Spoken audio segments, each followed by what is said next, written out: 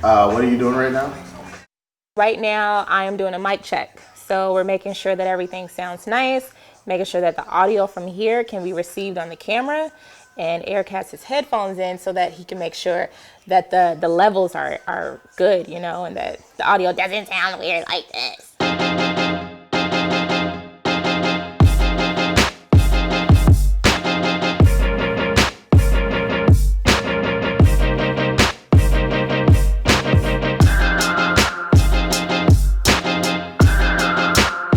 Shortly into the project, I knew that we were going to lose money on it. And I think going into that project with that mentality made me feel a lot better because it wasn't about the money. The money was there just so we can get the project done correctly. Right. Ooh, you just talk about the budget and not have to put the number out there, but how tight it was. It's funny how quickly money just dissolves when you have to pay for places to rent, makeup artists, flights, all that type of stuff. So one of my concerns was, where are we going to do these interviews? Because we didn't get the green light from the university, still haven't. We decided to rent some of our own places, on the internet. And so we started off with Clovis and Sandra, two of our very favorites. Hey y'all, this is Brittany here with Digital Cafe. We are setting up for our first day of filming interviews for the Takeover documentary that we are doing for Northwestern University.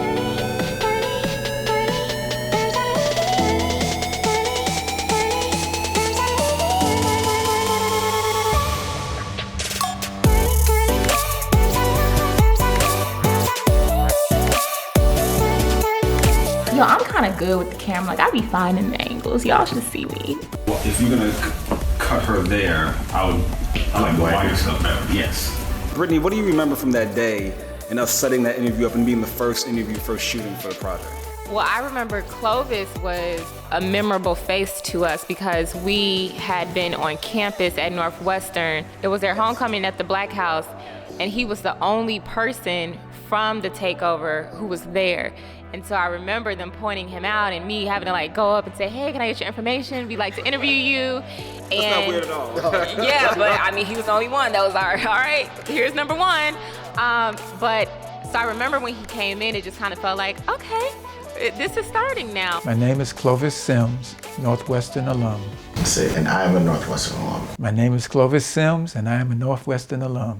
I gotta admit, I was extremely nervous for Clovis. He was great, but like sitting... You got a lot better on your interviews, asking people. Oh my goodness, yeah.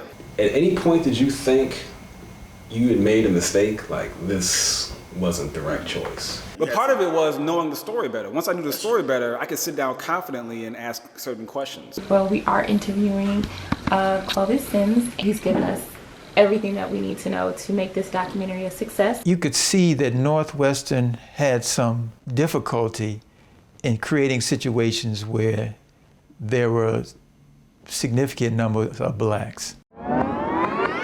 Okay, we are at day 2. This is day 2 of interviews for the Takeover. Day 2, Donnie, how you feeling? What is something that you think you'll do differently tomorrow with Sandra? I think the impact of Dr. King, I don't think we touched on real well. I was partially happy with my setup yesterday, so I'm trying some new things. We discussed yesterday about adding some questions. It's some interesting story about her. I think those are going to be great lead-ups. All night I was thinking about how I want to change the setup. Questions that we want to add, is this the same thing as yesterday? I decided to go with a soft box over here. More in depth about King's assassination. Yes. I'm using this as a fill and kind of a backlight along with the ambient lighting in here. Actual time in the Takeover. How did it smell? How did it feel? Where did you go? Who gave out the food? We'll see how that works out.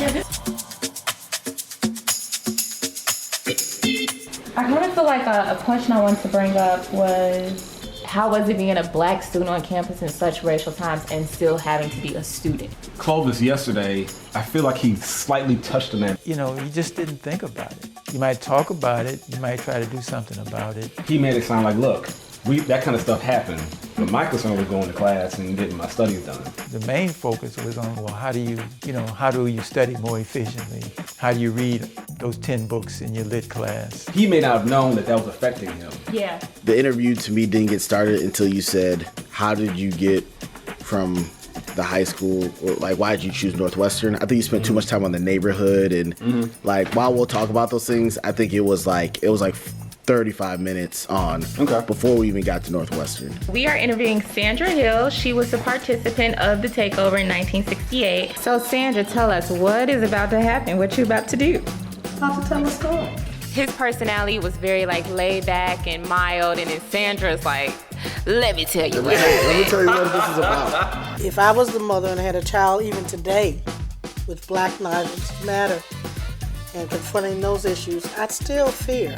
But I would understand their need to act because I've been through it. But it was cool because I remember even you being like seemingly nervous a little bit about the questions you were asking. But again, I'm typically the one that's in the background that's like, this is good. Like I always felt like I was watching the documentary when I was specifically watching Donnie interview these participants and you filming them and just being able to see that. I was just like, man, this is like a dream come true. Sandra looked really good on camera. She did. She looked really good. That was nice. But yeah, we did have a makeup artist, Kayla Boddy. My name is Kayla, and I am a professional makeup artist and licensed esthetician. And she came in and she did a really great job. She was very professional. So in the future, when we get another one of these documentaries and short films and all the great things we're gonna do. Put it in the budget in the beginning. Yeah. I remember when I first started, I used to be so nervous because I'd be like, oh my God, time. You know, and I would keep it on my head, and I would always go overtime. But now it's just like, just do what you do. Yeah. You make the time.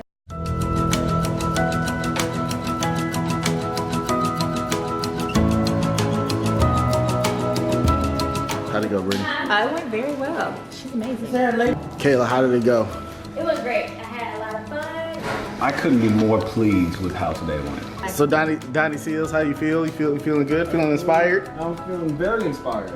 One of my concerns was that when the film was released, that we may not have done enough research. But I realized after hearing his story and hearing the stories of everyone we talked to 10, 12 times from different perspectives, we're gonna be experts on this. I like even more is just like the fact that we're actually telling a story that we care about. Yes. So what happened in 1968 is actually something that even in 2017 we can relate to. And it's just like, man, the ability to like document history and like know that we're creating art, I think it's like super dope to know that like we are behind the lens. Like we curated this story. Every project I've worked on, there's been a hindrance.